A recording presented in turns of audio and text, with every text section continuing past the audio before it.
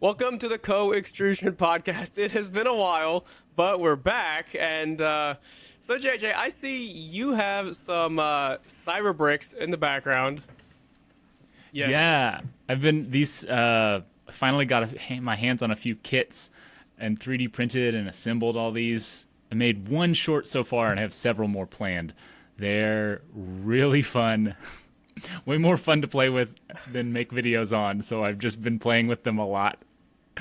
That was okay. So I don't have the whole background. That was the Kickstarter that Bamboo Lab did with like customizable cars and remote Yeah, controls. so they and worked stuff. with someone else. So Okay. they released all these hardware pieces of the controllers, the servos and motors, and then the designs are open source. Like maybe not open source, but you can design anything for it. So they released a few pre-designed models. So like this forklift or the little truck back there, and a few other ones that they made. But then other people have made. I've already ordered more kits for it of making a bulldozer and one that's like a retro F1 car, or another one that it's all these 3D printed mini train dioramas, and it's the controller instead of this is the standard controller for it with like a two joystick, but it has like sort of a train operator station That's pretty with cool. like all these little joysticks on it. So That's even the pretty cool. controller, there's so many different designs out there. If you don't like this standard one, you can use someone else's design. So, is it like you buy or you would order a package of hardware pieces that can be used to make this, or this, or how does it like what do you purchase? I don't. Yeah, so ordering the parts, they do have a few kits. There's the standard kit or the ultimate kit. The standard kit is everything to build pretty much one project or one of their projects and one controller. And then the ultimate kit is two projects and two controllers. And that's a pretty general, but even in the first two I made, I have extra parts because the kit is kind of just like a random amount, and you might have extra buttons or switches that you didn't need. And you can individually piece by any of the components. So some of the projects online that don't use all of these, they'll say you could either start with the basic kit or just buy these parts, and this is exactly what you need. Okay, so I'm assuming because I don't have that in my hands. I'm assuming like piecemealing like individual pieces is going to be more like probably when the community comes out and says, "Hey, I built this, and you need to have these extra pieces." Because like the forklift, that thing's super cool. It's got like it looks like it has a belt system in there. But what if you I don't know have like a forklift on the front and back? Obviously that doesn't exist in real life, but if someone designs it, you would need to have two belts, right? So I guess you could buy a second belt. Yes, yeah. And so if someone designed a more advanced forklift, they could say and it's all on their Maker World site. So it's just so well integrated that you find someone's project and then say, okay, if they're like, we'll start with the basic kit, but you also need to buy an extra motor for it.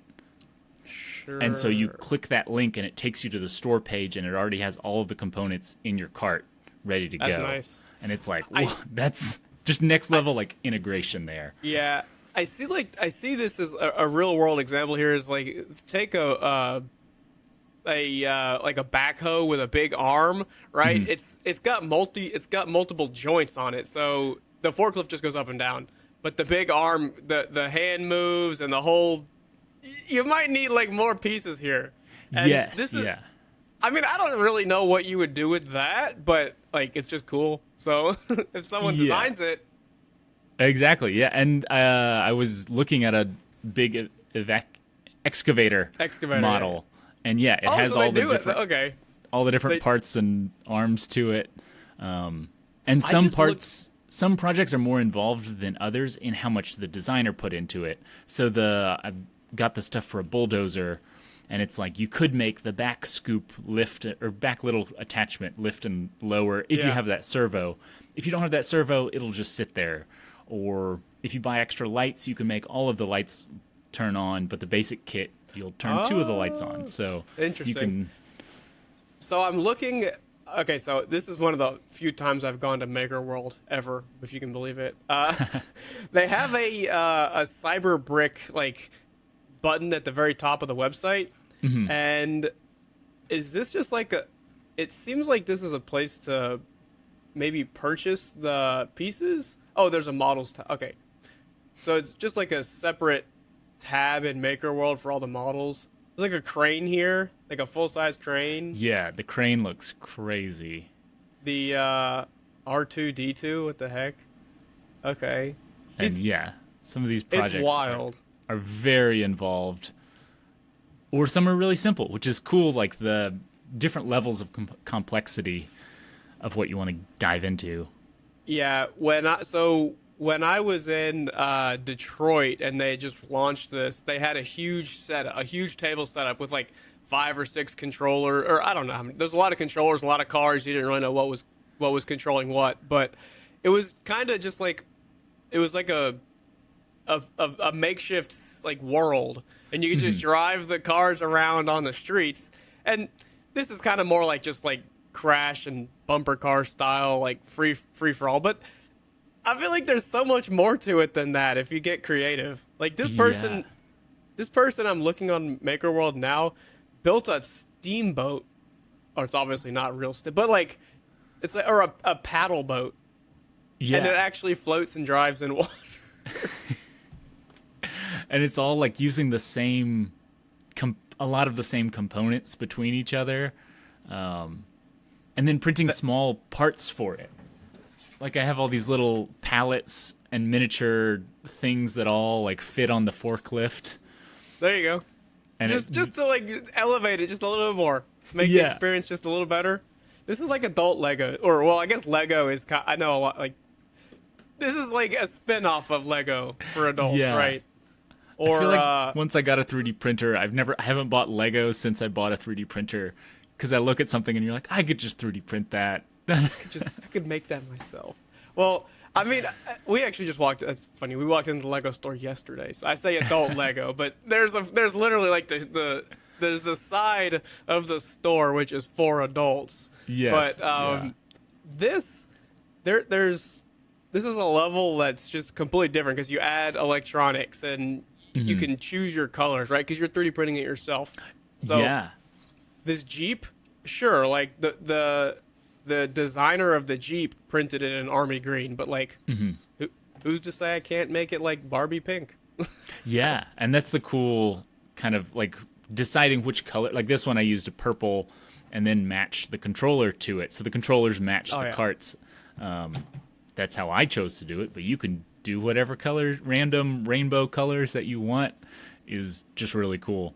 Do you know what I really like about this, specifically for cars, is when I grew up, I played with RC cars, right? I think a lot of people play with RC cars. I'm not sure how popular they are now, but if you crash your car and the body breaks, what do? You as like a 7-year-old kid, you cry and you like hide it from your parents because you crashed your RC car because you drove it into the mailbox. But like, what do you do now? Okay, I'll just go print another one. Yeah. There's one of the projects is a sort of an open source, or I think a few different projects where it's the chassis, the main control parts, and then he designed a few bodies to go on top of it, but kind of like opened it up of like, hey, other people should design bodies, and this is how it'll clip on. And so you build the base, and then you can put a Miata top on it, or a Mercedes, or Porsche, different ones. So it's like sort of a modular car there, and like so someone. I'm sorry. Or you get bored of one and pop a different top on, and that's taking. I mean, it's like creating your own open source base or whatever, right? Like yes. You said this is the chassis. Okay, now all you other designers that don't want to do the boring work of designing the chassis is not fun. These are the parts that interact with the parts that you strap your hardware to, your motors and whatever else, and they get covered up by the body panels. Yes. So like, if no one wants to do that boring work, they just want to design the cool car. Like, that seems pretty cool. Yeah, That seems pretty cool. So someone did the dirty work there. Yeah, this is cool. it's super. And it's all programmed through your phone. So you use your phone and it Bluetooth connects to it. Oh, So you that's another really just simple part of it, of like you put it all together following the instructions, and then you power it on and connect your phone. It'll just Bluetooth connect, and then on the app you go to which model it is. And so I said this is the forklift, and so it knew exactly what firmware to load over there to give the wow. forklift all the controls correctly mapped and the lights correctly mapped. That is something I didn't actually. Yeah. Okay, so I hadn't considered that. So what if you design a super advanced car that needs more than just two joysticks? Right? How do you program, like, Yeah, in the you app, could do you tell it what to do? you could program a more you'd have to design and build a more advanced controller, but this has two joysticks and an up down and a button and a toggle switch on it. But you could make a more advanced controller. There are more advanced controllers out there, I think, for more advanced projects like the forklift or the giant crane project. You probably need more bits of articulation. Sure, so, sure. you But know. does someone have to, like, go in and program the controller with a real programming language, or can you do it in the app and say, when you click this button, this motor? Yeah, move? it's a. I haven't actually done it, but I do think it's like a visual programming language type thing of like mapping this button, So it's drag it over relatively easy. to this. Yeah. It's Okay. more. It doesn't feel like programming when you're drag and dropping icons together. Yeah, and no, stuff. that makes sense. Yeah. I'm looking right now, so I don't know what is included here, but Cyberbrick hardware kit starts at $4.89. I don't know how many pieces come with that. It's probably not many, but That's like, probably the cheapest piece in there. wait, this says hardware kit plus 2 remotes plus 2 cars. I don't know. The oh, wait. basic kit is 35. What was I looking at? For Oh, one- wait. Okay, sorry. This is for like a battery and a power. Oh yeah, the rechargeable battery upgrade. Yeah. Not sure why that popped up. It seems relatively cheap. Like, you can get into it for $40. Yeah, 35 for the basic kit, and then 60 for the double kit. I mean, $40 for an infinitely customizable, like, RC car. I mean, that's That's not too bad. great price point they were able to hit it at. And this is my thing. When you're done, you have something you can play with, and you Yeah. can like show for your project. Whereas my problem with a lot of projects that I see from 3D printing, there's not much, like, it doesn't feel very good when you're done. I mean, after so many projects, right? If you get those rugged boxes, all right, it's like 7 pieces. Sure, you've got a hinge and clasps, and when you're done with it, you have a customized colored rugged box that you can store your hardware in. But like, then you put it like in a drawer on your shelf in your garage, and it's like, well, what do I do now? Yeah. Now you go drive your car. Yeah, and then 3D printing accessories. Even for the first, like, I printed the truck and the forklift, and the amount of accessories people have already designed for this, of printing little storage crates that you like can store all of the parts in. Oh yeah. Or the pallets and the dumpsters. I printed dumpsters for it, and all Like, these to make little pieces. to make the ecosystem, like, you could the start whole to build a ecosystem. city. And people have made ramps for it. There's a full train model kit that I'm like, oh, that would be a cool like Christmas project of like making a Christmas train kit. Oh yeah, it's like a tabletop city. You can print your roads, and then you can go print buildings. I'm looking right now, and like, their advertising is really good, right? Like, this guy is driving like a G-Wagon he's backing it into a parking space. Actually, I think he's backing it into a charger, and it's charging the it might not be charging, but it looks like it's charging. Like, it's just Yeah. I don't know. That's cool.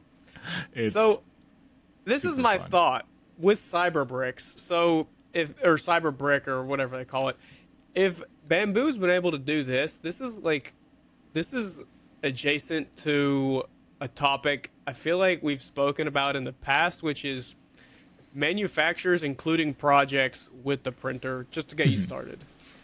Oh yeah, I think they were the one who's Bamboo sort of really started with their hardware kits, and this is just next level. And I think it's something I thought every other brand would kind of start taking on, Yeah. but haven't seen it as much. Like on Creality's website, I think there's a tab for it, but there's like 2 projects on there, and I've never heard anyone talk about them. Yeah, and those projects on Crowdy's website are I've looked at them and I've almost purchased them, but they're really geared towards children. They are not geared towards adults. And Yeah. the thing that gets me is like these projects, like for someone that's just getting into 3D printing, or even if it's your second printer, you're not a stranger. It gives you a different kind of project to tackle. Whereas, like I talked about the rugged box earlier. I mean, there's only so many boxes that you can make, or like, desk organizers or drawer. Like, there's only so many you can make before like the magic kind of wears out. And so then you go to printables or Maker World and you look for a more advanced project, something that's like a light up. I don't know, something, a lamp, a lampshade, whatever it is. Well, then it says you have to go buy the hardware, and it's like they put a link there, but that link is for it's a European link, or it's an American link, what if it's sold out? Yeah. And then it's like, well, all right, it's that I don't want to go buy this if it's not going to be compatible. So now we're fully compatible. We're 100% fully compatible. Yeah. You just buy this hardware and it's always going to work. This will exactly work. And even with, it feels like I'm just like shilling for Bamboo. I'm not. This is not a paid episode, but I like how on their Maker World, and it's funny you said you don't use Maker World very much. It's slowly becoming my most used 3D model website. Maybe I need to try it. I have never downloaded a single model from Maker World.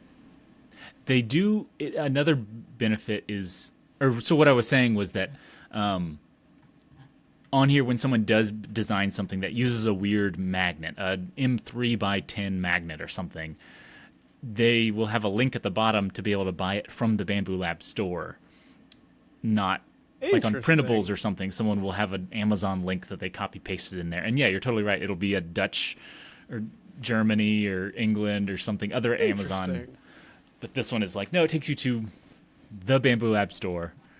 So does Bamboo Lab sell magnets and sell all of the screws and things like that? So they now sell all the basic components for pretty much every project. So is that like a relatively new thing, or has that been around for a while? That's pretty new. I don't know exactly how new, but fairly new. I like that because, well, that doesn't completely solve the problem, because that means the designers need to use that hardware, right? Yeah. But if the option is available and the prices are competitive, I mean, I don't see why you wouldn't do that, because that makes it easy for everyone.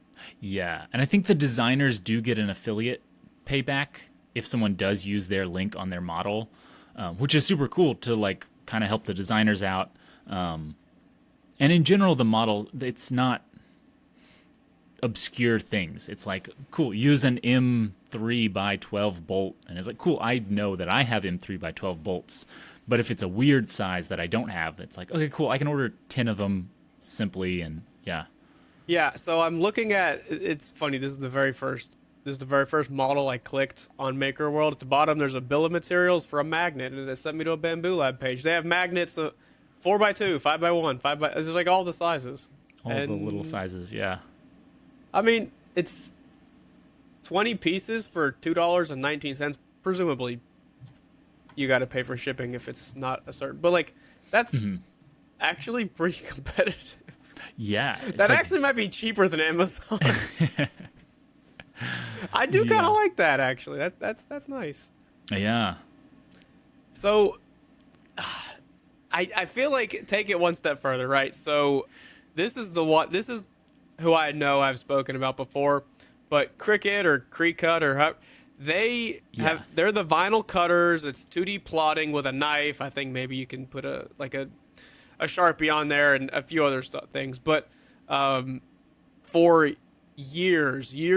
I mean maybe 10 years, I have no idea. They've always included projects that you can download from their website. Of course, they're all paper based or cardboard, vinyl, so like Yeah. it it's all like 2D plotting things to download, but they've always included with your purchase of the actual machine, there's a packet of their special paper and things to make a certain greeting card or this or that. It seems very much like that is their route to go. Always include something with your 3D printer. Yeah. And if Bamboo has definitely taken it to the next level with Cyberbricks, so you can buy additional hardware. The open source community can design models. I mean, they're Yeah. The ease of ecosystem, I think, just beats so many other brands that sell good printers. There's so many other good printers out there, but when people just want an easy to use machine, easy to use filament, the RFID tags on the filament makes it super easy to use. With the Maker World, from the website you click Open in Bamboo Studio, and it opens the pre-sliced files in Bamboo Studio to slice and send to your printer. It's like this is they're building an ecosystem, and it keeps getting better. And I feel like other brands need to catch up. get it together to catch up. Catch Yeah. up. No, I mean you're very right. Like I am not a Creality shill, but I have probably promoted Creality more than any other brand due to price, quality, software stuff. I mean, go back like 4 years, they did have problems, but modernly Creality is very good, but they are not creating the ecosystem that Bamboo is, Yeah. and I have an X1 Carbon, a P1P, and a P1S. I don't have an A series and none of the new H things, but like I don't know, like Bamboo's doing a good job, but yeah, I'm skeptical to want to go all in on Bamboo because their stuff is expensive, and if you get stuck in the ecosystem, it's kind of like the Apple world where if you're there too long, I'm scared that you're going to be locked in. But all that to say, they are doing something very impressive, and I do think everyone else needs to step up to the plate. I do think one really interesting thing about that argument with Apple is that some people think that Bamboo has this walled garden, but it's really not. Like on Maker World, you can just download STL and upload to. You don't have to download to Bamboo Studio or Makerbrick, Cyberbrick. You could print this. You could not own a Bamboo Lab printer and buy this kit, print out all the files, assemble it, not using Bamboo Lab printers or filament or anything else. That is very true. It's just an interesting, like, oh wait, actually, I use Bamboo Lab filament on other printers, and people have asked like, oh, it has RFID, can it only use their filament? It's like, no, I use FlashForge filament on Bamboo printers. Even on the Bamboo Lab true. printers, I've noticed recently they updated it so if you're changing filament, it has presets for Polymaker and eSun, and there's like 4 or 5 third-party filament brands that are directly from the screen that you can preset exactly what filament you loaded, and it's like, oh, that feels very open source of them to add that feature. It does, and like I said, I'm not like poo-pooing on Bamboo because I totally think they're doing something incredible, but I am skeptical specifically because of the incredible job they're doing, which is kind of like, I don't want to say it's a backhanded compliment, but it is very scary because they're putting a lot of effort in, and what happens if 2 years down the line, people have like 3 or 4 Bamboo Lab printers, and sure, if you're using Bamboo Lab filament, it's free. If you downloaded your model and imported it directly from MakerWorld, it's free. But what if you want to use Polymaker filament? Like they're friendly with Polymaker now, but what about in 3 years if they say, oh, it's going to cost you 10 cents to slice your model with Polymaker filament? I don't know. Yeah, or not even that, but like some way of them closing it down in the future. And I could totally see them doing that. And so I agree with the, like, I'm not totally bought into them, but they keep doing things in such a pretty fair way that it's like, I don't know. I keep recommending them for beginners. Yeah. I also recommend Bamboo Lab products for beginners because they have shown, since the beginning of time, I think they've shown a lot of, I don't know, like beginner user friendly skill. I don't know. I think you know what I'm saying. So yes. I also recommend them to beginners. I have this back of my head skepticism because, like, while Cyberbricks cost money, like MakerWorld that doesn't cost money. Their slicer doesn't cost much. I know they're using Prusa slicer in the background, but lots of updates and upgrades and things that they're paving the way technology-wise. And I don't know. It's always good to have a little bit of skepticism. Yes, yeah. Oh, totally. And I don't think people should give them free reign of anything. Like, we need to keep them honest when they start slipping up. Like, whatever it was about some security update last year or earlier this year. Yeah. And that everyone was like, hey, that's not cool. This is what we want. So, yeah, to stay vigilant towards them. No, that's true. They keep not being that bad yet. And so that is true. They keep putting out good things. And we need to... I don't understand why other brands aren't even not all of them are even attempting to catch up, right? Like, I'm still getting printers in the mail that have slicers that are custom slicers. Of course, that's their own fork from Bamboo or Orca or whatever. Yeah. And they're bad. They're not flushed out, or like they make their own filament, but it's bad filament. The windings aren't good. But the price is the exact same or more expensive. Yeah.